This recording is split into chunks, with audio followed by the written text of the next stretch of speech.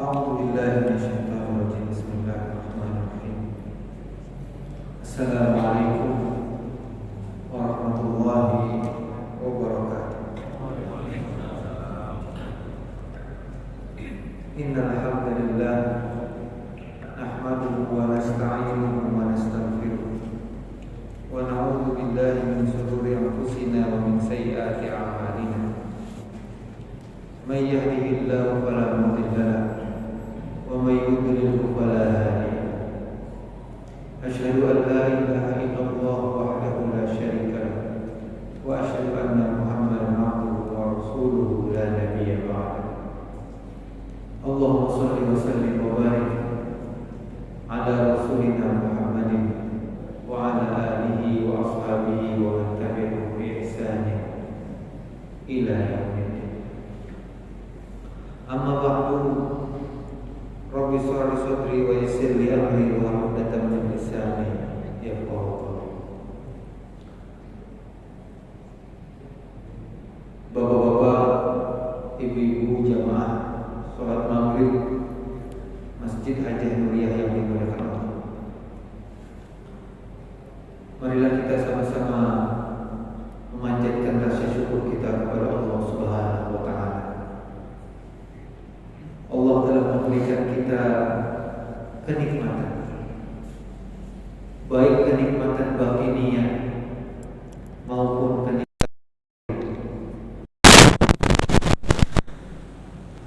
Dan di antara nikmat-nikmat itu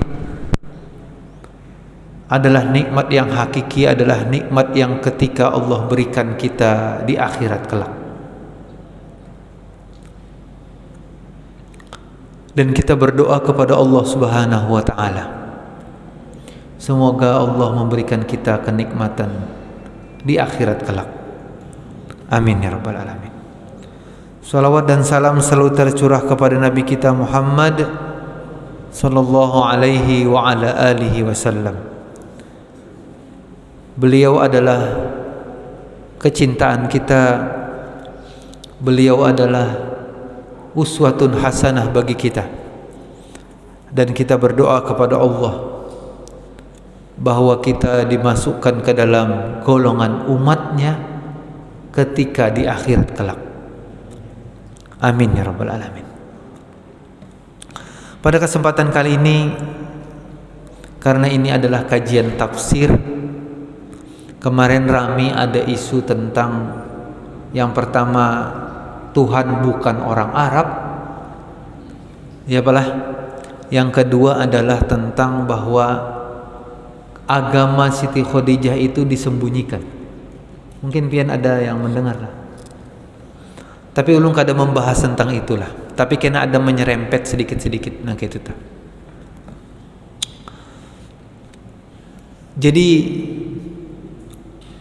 ketika kita beragama, Pak, ketika kita beragama nih, beragama itu ada sumbernya. Jadi tidak mesti orang mengatakan bahwa sekehendaknya dia mengatakan mengenai agamanya. Kita bukan agama Nasrani, kita bukan agama Yahudi. Karena agama mereka adalah agama perkataan daripada ulama-ulama mereka. Sementara Islam bukan perkataan ulama. Islam ada sumbernya, Al-Quran dan Sunnah. Adapun mengenai ijma' sahabat atau ijma' ulama, itu terkait tentang segala persoalan yang belum ada pada masa lalu, tapi diambil nilainya dari Al-Quran dan Sunnah. Jadi kita ini sebenarnya seperti itu. Jadi semua orang sebenarnya kenapa mengatakan bahwa agamanya begini-begini? Enggak. Harus ada pondasinya dan sumbernya. Karena agama kita ini agama langit, bukan agama bumi. Agama kita ini kan sumbernya dari atas, Pak, bukan hasil pemikiran kita. Maka dari itu ketika kita memikirkan sesuatu tentang agama yang tidak ada pondasinya, terus kita disebut mengada-ada. Itulah yang disebut barang siapa yang mengada-ada itu, termasuk mengada-ada perkataan daripada Nabi Muhammad yang tidak dikatakan Nabi, itu adalah daripada menyiapkan tempat duduknya di neraka. Apalagi mengada-ada dalam satu perbuatan, man amila amalan laisa alaihi amruna fahuwa raddun. Karena kita agama langit, Pak, bukan agama bumi. Kira-kira begitu. Jadi hendaklah kita kalau berkata-kata tentang Islam nih, hati-hatilah.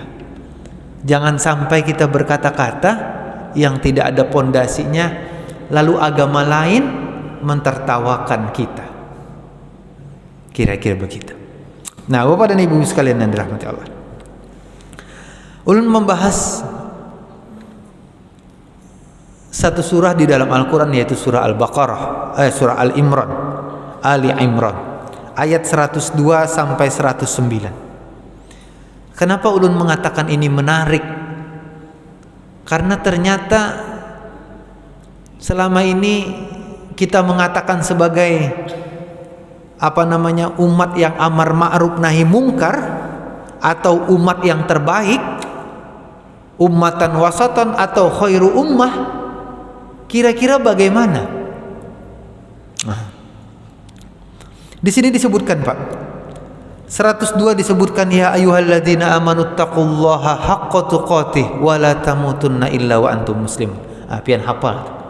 Wahai orang-orang yang beriman, bertakwalah kepada Allah dengan sebenar-benar takwa, dan jangan sampai kalian meninggal illa wa antum muslimun, kecuali kalian dalam keadaan muslim. Ayat yang selanjutnya lah yang paling menarik. Takwa banyak dibahas, tapi pertanyaannya, apakah ketakwaan itu alat ukurnya cuma ibadah, atau dia mengasih sodakohnya ketika kotak amal datang? Bukan cuma itu.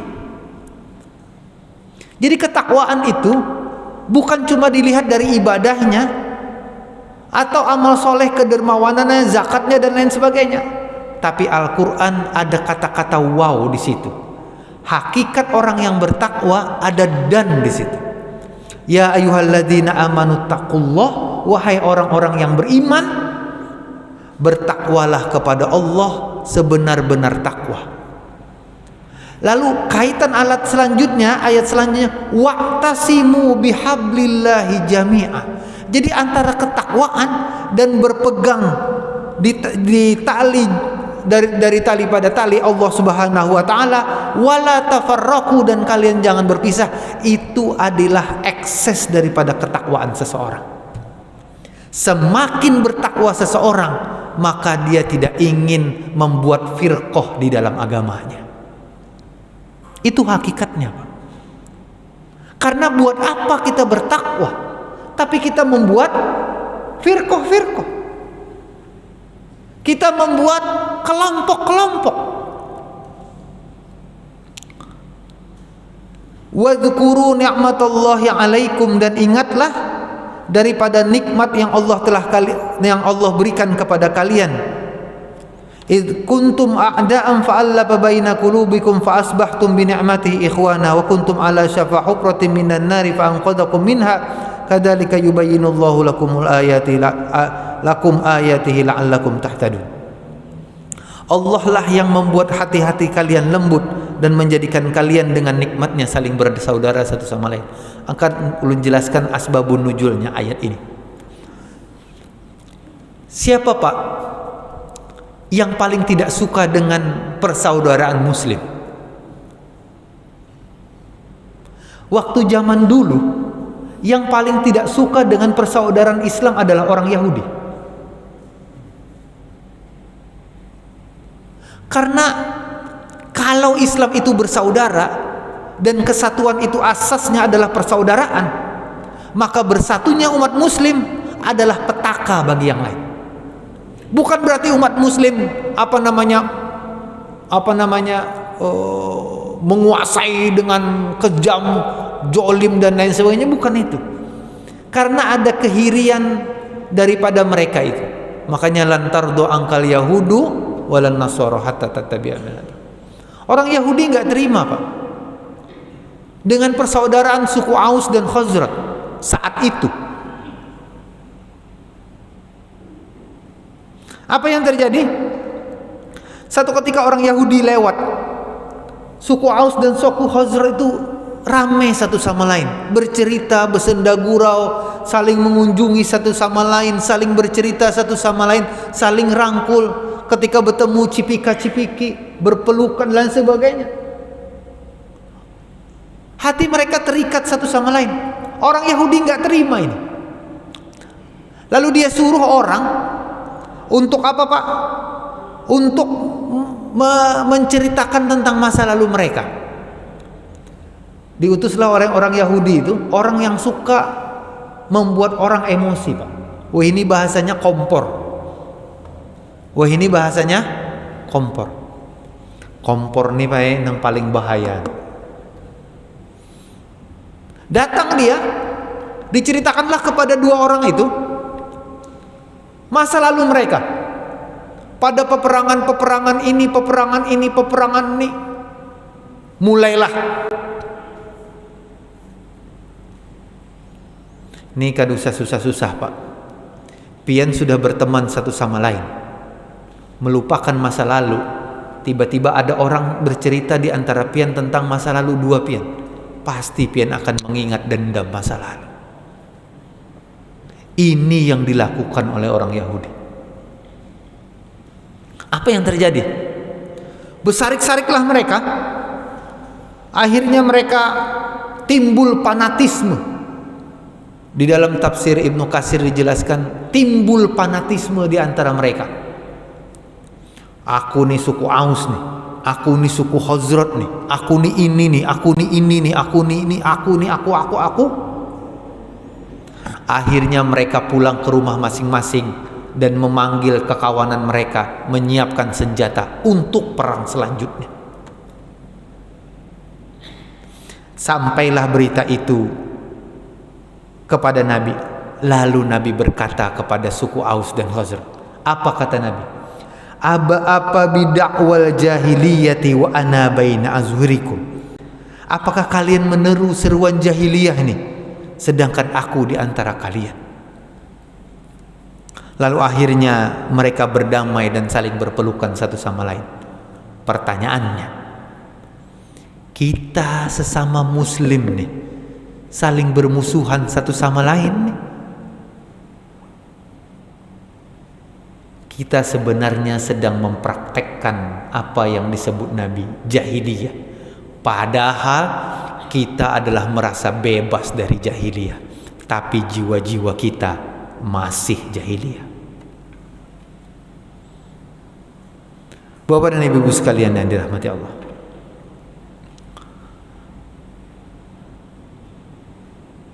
Buya Hamka satu ketika, Pak, diprotes oleh makmum. Di dalam tafsirnya pian boleh cek. Dia kan orang Muhammadiyah. Orang Muhammadiyah, Pak. Buya Hamka adalah orang Muhammadiyah, aktif di organisasi Muhammadiyah. Dia adalah ketua MUI. Satu ketika dia di dalam tafsirnya menceritakan dia imam, tapi dia membaca assalamualaikumnya kada sampai wabarakatuh. Assalamualaikum warahmatullahi. Assalamualaikum warahmatullahi. Protes jamaah. Sidin nih kada sesuai tarjih. Wah, ini kita banyak nang gitu kalau, Pak. Apa yang masih masalah ijtihadiyah, jangan pian perdebatkan begitu banyak yang melelahkan pikiran sehingga kita bermusuhan. Ulun pernah diceritakan oleh jamaah, imam nih nang bercerita nih nang makmumnya sorong, nang inya bersuara. Jadi ulun nih teteh amun ada imam yang assalamualaikum warahmatullah, assalamualaikum warahmatullah, ulun nyaringi assalamualaikum warahmatullahi wabarakatuh, assalamualaikum warahmatullahi wabarakatuh. Bega imamnya ulun nyaringi. Ummajulun. Padahal arti Muhammadiyah itu moderat, tapi kita fanatis berlebihan. Apa yang wilayah ijtihad kita pahami sebagai ijtihad. Ini kada semunyaan. Ulun juga bingung. Wayah apa orang-orang Muhammadiyah ini dulunya cerdas-cerdas menjadi taklid buta sama sekali. Ya kalah? Menjadi tapa. Nih minta maaf, nih kada sesuai tarjih. Benar itu tarjih. Tapi pian tahulah arti tarjih, Pak. Coba pian perhatikan. Nih ulun memberikan info nih. Tarjih itu artinya mengambil dalil yang lebih kuat. Bukan mengklaim dirinya paling benar, mengambil dalil yang lebih kuat. Kalau ada orang yang membawa dalil lebih kuat daripada kita harus terima. Karena metode kita tarjih, mengambil yang lebih kuat. Itulah prinsip Muhammadiyah. Jadi kalau ada orang membawa dalil lebih kuat daripada dalil yang kita sampaikan, terima. Itulah hakikat tarjih. Itulah hakikat Islam. Karena Islam tidak mau terkelompok akibat pemahaman-pemahaman yang sempit. Kita ini mengaku bermuhammadiyah, namun lepas dari metodologi Muhammadiyah. Percaya deh. Karena kita masih. Bolehkah? Boleh. Asal dalam koridor itu adalah ijtihadiyah. Dan apabila kawan membawa dalil yang lebih kuat, terima. Itu hakikat Islam, Pak. Kita ini terlalu angkuh karena merasa pemahaman kita paling benar. Pian boleh cek sejarah. Siapa yang pertama kali mengistilahkan metode tarjih nih dalam Muhammadiyah nih? Majelis tarjih nih. Kalau kada salah ulun lah, pian boleh salahkan ulun. Kiai Haji Mas Mansur. Dia menulis himpunan tarjih. Dikumpulkannya lah ulama-ulama tarjih Muhammadiyah. Lalu membuat himpunan. Disebarkanlah. Ketika disebarkan, dikirimilah kepada Persis, kepada NU, kepada yang lain. Tolong pian periksa himpunan tarjih kami. Kalau sekiranya benar, tolong dukung. Kalau sekiranya ada kekeliruan, tolong betulkan kami. Itu semangat persatuan Islam. Yang kita sekarang, ini ulun kada menyalahkan tarjih lah. Pian boleh cek dah. Himpunan yang pertama membolehkan gambar. Himpunan yang kedua tidak membolehkan gambar. Himpunan yang terakhir merevisi sebelumnya membolehkan gambar lagi. Karena ini produk manusia, Pak, bukan produk Tuhan. Makanya Allah apa? Wa'tasimu bihablillahi jami'an wa la tafarraqu. Hendaklah kita ini berpegang dengan Al-Quran dan jangan sampai berpisah. Janganlah pemahaman-pemahaman kita membuat kita saling berpisah satu sama lain. Makanya kata Nabi, telah berselisih orang Yahudi itu 72 golongan. Telah berselisih orang Nasrani itu 72 golongan. Telah berselisih orang Islam itu 70 golongan.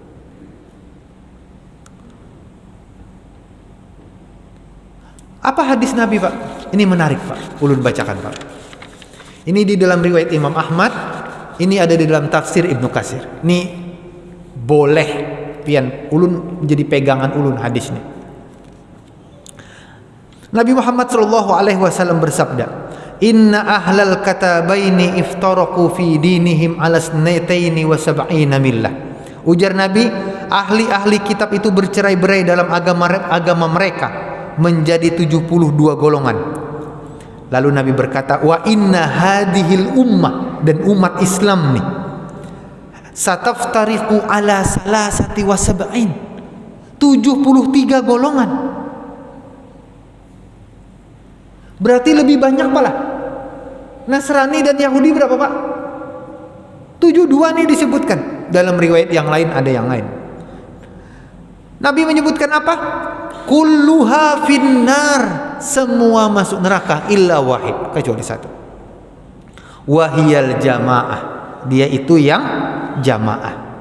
Lalu Nabi mengatakan, itu titik koma apalah. Lalu Nabi mengatakan apa? Nah, inilah yang membuat perpecahan itu. Wa innahu sayakhruju fi ummati, maka akan lahir daripada umatku terdapat apa? Aqwamun tujari bihim tilkal ahwa, kaum-kaum yang selalu mengikuti kemauan hawa nafsunya. Kama yatajarul kalbu bisahibi, sebagaimana seekor anjing mengikuti pemiliknya. Lalu Nabi mengatakan apa? La yabqa minhu irqun wala mafsilun illa dakhalahu. Tidak ada yang tersisa darinya, baik daripada urat maupun persendiannya, melainkan dimasukinya. Wallahi, demi Allah kata Nabi, ya ma'syaral arabi, wahai orang-orang Arab, la in lam taqumu bima jaa bihi nabiyyukum sallallahu alaihi wasallam la ghairukum minan nasi ahra alla yaqumu bih. Demi Allah, nih Muawiyah berkata nih, bukan Nabi Muhammad sallallahu alaihi wasallam. Nabi Muhammad sampai orkun. Lalu Muawiyah melanjutkan, demi Allah, hai orang-orang Arab, seandainya kalian tidak menegakkan apa yang didatangkan kepada kalian oleh Nabi kalian, maka orang-orang selain daripada kalian benar-benar lebih tidak menegakkan lagi. Bapak dan Ibu sekalian yang dirahmati Allah, ternyata penyebab daripada firqah adalah mengikuti hawa nafsu. Pertanyaannya, hawa nafsu apakah yang disebutkan Nabi? Ya kan Pak? Apakah hawa nafsu lawan bebinian? Itukah? Apakah hawa nafsu lawan kekuasaan? Itukah? Apakah nafsu citra dirinya? Itukah? Itulah yang disebutkan para ulama adalah manakala seorang ulama sudah berpelukan dengan kekuasaan, maka bisa jadi fatwa-fatwanya sibuk dengan urusan perpecahan umat. Kita bukan menyalahkan kekuasaan, tapi hawa nafsu ulamanya yang mendekati kekuasaannya. Bolehkah kita mendekat dengan kekuasaan? Boleh, tapi diiringi dengan nasihat kepada penguasa. Ya kan Pak? Imam itu kan harus dinasihati. Kalau sekiranya kita mendekati karena ingin proyek, ingin hawa nafsu, maka kita yakini bahwa itu bagian awal daripada perpecahan umat Islam. Kan susah-susah Pak. Orang Islam yang meninggal ketika melawan kafir Quraisy itu tidak lebih daripada 1000-an 2000-an. Tapi umat Islam mati berperang dengan umat muslim yang lain itu lebih daripada puluhan ribu sampai ratusan ribu. Terbayang gak? Kita melawan orang kafir pada masa Nabi, itu yang jatuh korban di antara kita enggak lebih daripada 10.000. Tapi kita membunuh satu sama lain lebih daripada puluhan ribu, bahkan ratusan ribu sampai sekarang. Ternyata semakin kita jauh dari Nabi, semakin kita menumpahkan darah. Ya kan Pak? Lantas apa jawabannya? Jawabannya kita harus mendekat kepada Nabi. Apa Nabi? Coba lihat Nabi. Nabi ditawari oleh orang kafir, wanita cantik, kekuasaan, dan harta berlimpah. Enggak mau. Enggak mau Nabi.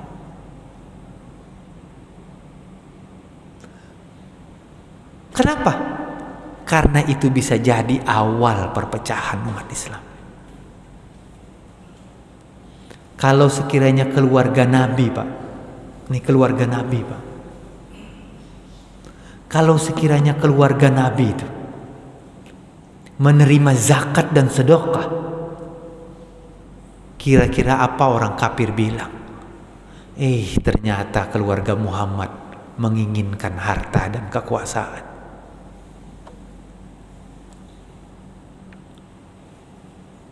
Dalam sebuah hadis, Pak, saking Nabi menjaganya, Pak, Fatimatuz Zahra, nama ini adalah Sayyidu Nisa'il Ahlil Jannah, wanita penghulu daripada wanita-wanita yang masuk surga. Satu ketika dia berkalung emas, Pak, dalam sebuah hadis diceritakan, berkalung emas nih. Nabi masuk rumah anaknya. Ketika masuk, Nabi melihat dengan leher anaknya itu. Ketika melihatnya, Pak, Fatimah sudah curiga bahwa ayahnya tidak suka. Ini bukan jadi landasan bahwa wanita tidak boleh memakai emas, bukan. Hadis membolehkan wanita memakai emas, laki-laki tidak boleh. Tetapi ada konteks kenapa keluarga Nabi dijaga oleh Nabi. Lalu Fatimah merasa ayahnya ini memandang dengan tidak suka. Lalu Fatimah berkata, "Wahai ayah, ini adalah pemberian suamiku Ali bin Abi Thalib." Apa kata Nabi? "Wahai Fatimah, apa kata orang bahwa sekiranya keluarga Nabi ternyata sedang terlilit daripada rantai-rantai neraka?" Mendengar itu, dilepas oleh Fatimah kalung tuh. Dia melihat ada anak perempuan, dia kalungkan.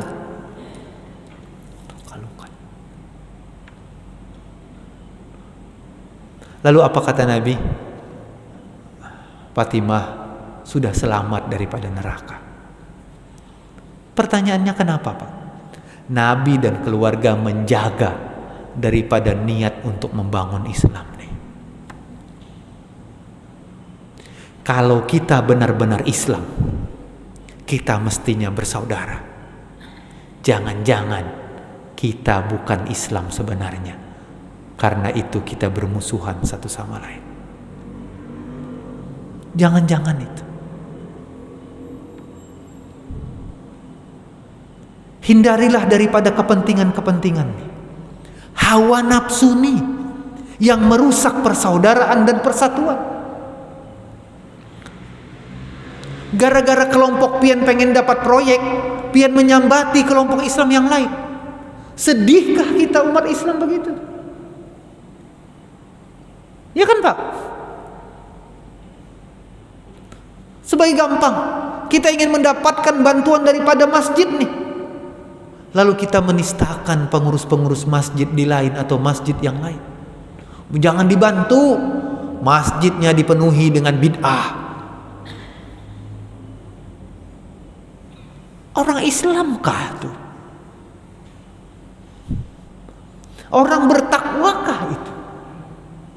Orang yang bertakwa adalah dia mengatasnamakan kekeluargaan dan persaudaraan. Kalau pian dapat bantuan di masjid nih, pian berpikir bagaimana bantuan itu akan dapat di masjid-masjid yang lain. Iya kan? Itulah Islam. Ulun ingat guru ulun, Profesor Dr. Malik Pajar. Karena ulun pernah berguru dengan beliau. Beliau dosen ulun di salah satu universitas. Apa kata beliau? Beliau kan Universitas Muhammadiyah Malang, meninggikan Profesor. Apakah beliau mengatakan bahwa UMM itu khusus orang Muhammadiyah isinya? Enggak. Justru itu menampung umat Islam. Muhammadiyah ini adalah pergerakan untuk memajukan Islam, bukan pergerakan kelompok. Lalu kita semakin berkelompok, bukan. Makanya lihat bahasa Muhammadiyah itu, Pak. Muhammadiyah untuk bangsa, untuk Indonesia, untuk apapun. Muhammadiyah bukan untuk Muhammadiyah. Muhammadiyah adalah untuk umat Islam. Muhammadiyah untuk negara, Muhammadiyah untuk bangsa. Seperti itu. Islam tuh begitu. Lo kasih contoh sederhana. Ada tetangga non muslim kelaparan. Ada orang non muslim di Higa tetangga kita kelaparan. Ada orang muslim yang jauh di sana kelaparan. Manakah yang lebih kita bantu? Kita mengatakan tetangga. Pertanyaannya, Islam ini untuk orang Islam kah? Islam ini untuk dunia kah? Itu. Kita ini berkelompok adalah karena hawa nafsu kelompok kita. Pertanyaannya, apakah gunanya membid'ahkan orang lain? Apa gunanya, Pak? Pertanyaannya, apa gunanya? Pian mengklaim bahwa pian lebih sunnah? Apakah itukah dakwah? Apakah itukah yang disebut dakwah? Kan susah-susah, Pak. Tetangga kita yang non muslim aja, Al-Quran menyebutnya ahlul kitab. Kita tetangga muslim menyebutnya ahlu bid'ah. Iya Pak, benar, ahlul bid'ah. Tetangga non muslim siapa dia? Nasr. Oh, ahlul kitab. Terbalik.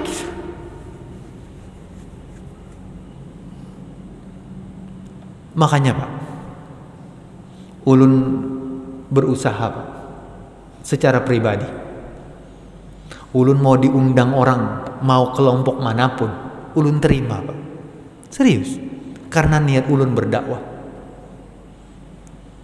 Sekarang ulun betakun non pian, apakah Nabi menolak untuk berdakwah dengan orang kafir? Enggak. Apakah Nabi berdakwah untuk orang Islam? Enggak. Ya kan? Nabi berdakwah untuk orang muslim, untuk manusia. Dia datang ke masyarakat orang jahiliyah, dia berdakwah. Dia datang kepada masyarakat Islam, saudara-saudaranya, dia berdakwah.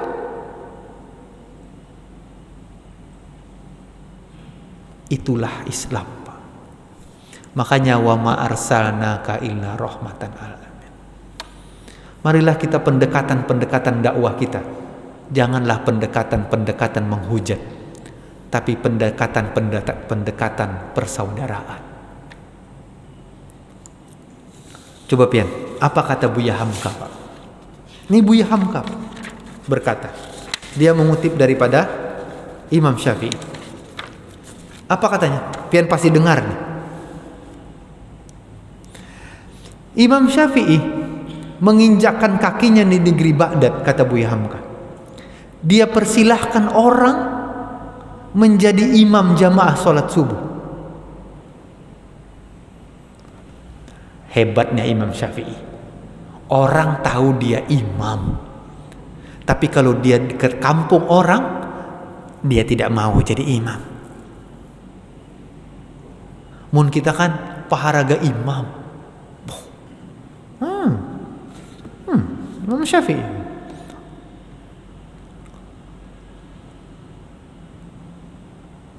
Oh bukan Pak, salah Pak. Ulun yang salah. Dipersilahkan orang menjadi imam jamaah sholat subuh. Jadi ulun ulangi lah supaya ini direkam nih. Karena ulun yang tersalah pulang. Seketika Imam Syafi'i menginjakkan kaki di negeri Baghdad, dipersilahkan orang menjadi imam jamaah sholat subuh.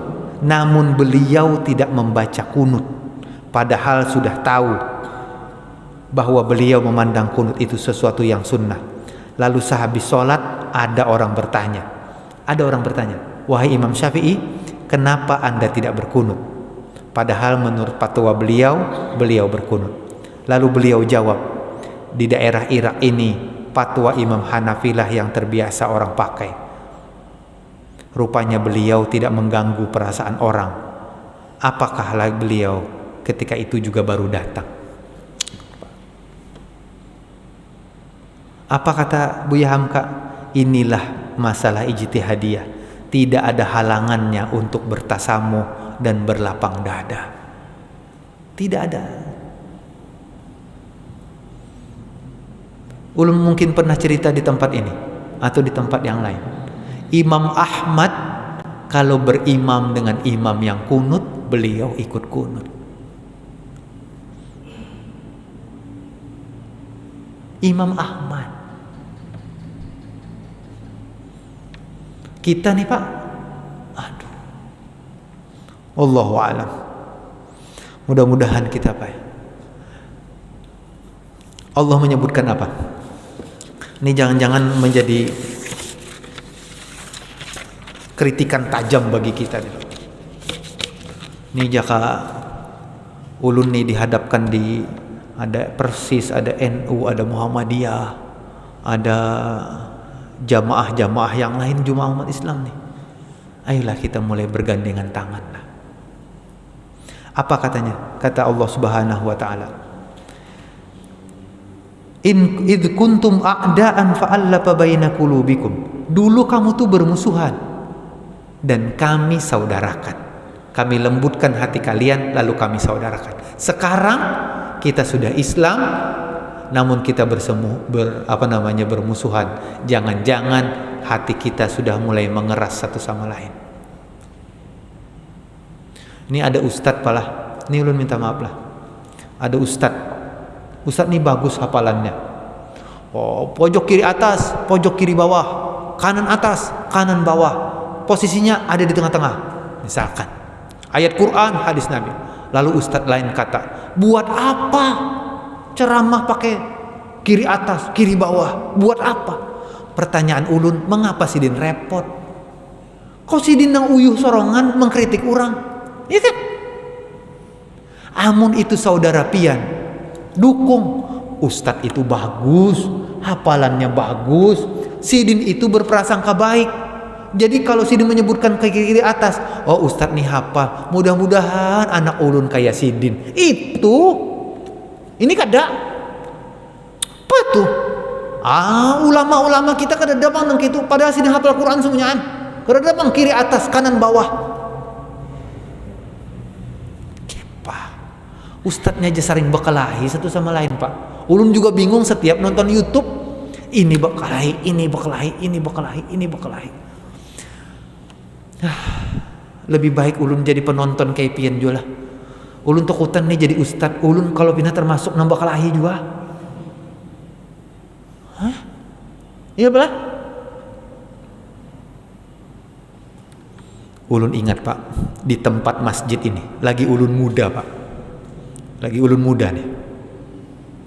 Di sini ada sidang majelis tarjih. Di sini nih, Sekalsel. Itu peristiwa tahun 2013-2014. Ulun kada ingat. Peristiwa itu waktu itu menjelaskan tentang hadis tentang Yasin.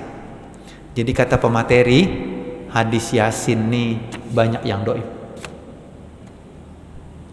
Lalu ujar ulun, karena masih jiwa muda Pak, jiwa pengarasannya masih ada. Ulun katakan ulun hawa nafsu saat itu. Ulun jujur aja loh Ben, ulun hawa nafsu saat itu. Lalu ulun angkat tangan. Imam Ibnu Hibban dan Al-Hakim meriwayatkan hadis yang sama tapi derajatnya sahih menurut mereka. Kenapa pian mengatakan itu dhaif? Ramilah perbedaan.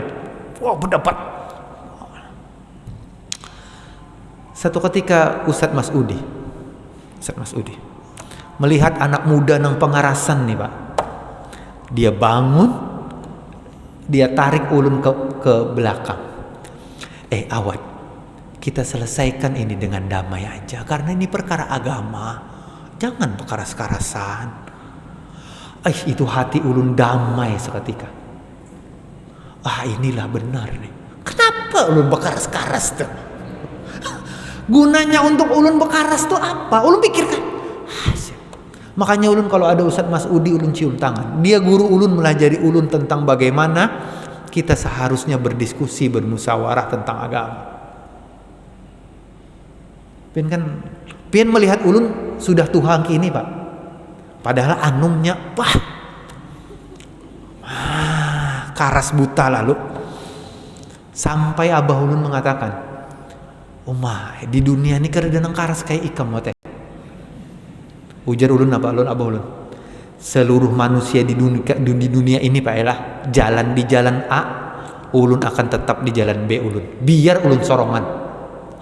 Pian tahu tak karasnya ulun Pak. Ulun tobat Pak ini Pak. Kada baik. Orang nembak karasan tuh ulun yakin hawa nafsu. Yakin. Karena ulun belajar dari ulun nang pengarasan. Jadi amun ada nang musyawarah nih, pecop takut nih hendak na perang pian bakarasan nih. Nak bakalahi kah? Ini perkara agama, apa bakalahi bakancang-kancangan? Nah itu Pak. Itu bagi ulun adalah pelajaran berharga. Karena bisa jadi ulun waktu itulah karena masih muda pengen terlihat oleh orang. Tapi ternyata ulun diselamatkan oleh Allah lewat perantara dari mulut Ustaz. Kada usah lah ikam. Apa nak ikam cari ini? Ini perkara agama, musyawarah aja, rami. Nang lain Pak kada paham. Awat itu napa? Kesah nang mensohihkan hadis pulang. Orang-orang salah paham. Makanya orang-orang tua itu palah itu harus mengerti orang muda Pak. Amun pian umpat mengarasi inya durhaka lawan orang tua.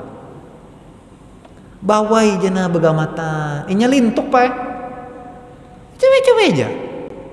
Api menyala-nyala talah, pian simbur lawan banyu dingin, nyaman kalau.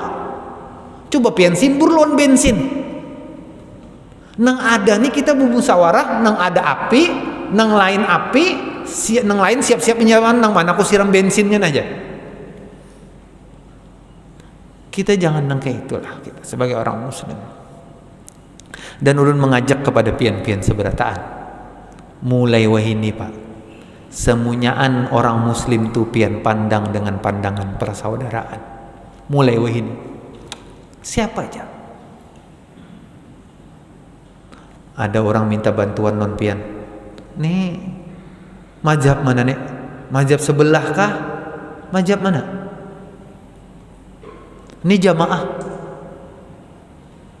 Ada Pak, ulun lah minta maaf lon pian lah. Ulun tidak suka dengan istilah jamaah. Itu jamaah kita aja. Itu orang Islam. Kada usah berjamaah-jamaah kita. Orang Islam tuh. Itu jamaah kita tuh. Bantu-bantu.